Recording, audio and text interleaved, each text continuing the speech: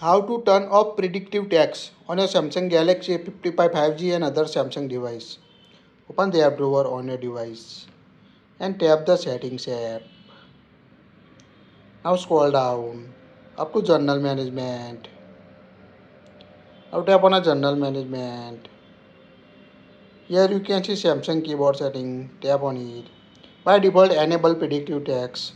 When enable predictive text you can see the by default when you search any name you can see automatically suggest the text like this. Here we select, you can see bottom Apple apply application, so it will automatically suggest the text you enter the word on your device.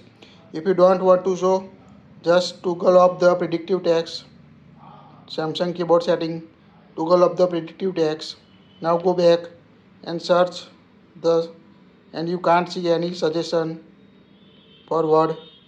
Here we enter all, but you can't see the suggesting word on a device. You can also directly access setting by tap on a setting gear icon on your keyboard. Toggle off the predictive text to enable or disable it. So quite easy to enable or disable predictive text on your Samsung Galaxy device. That's it. If you like it, share it.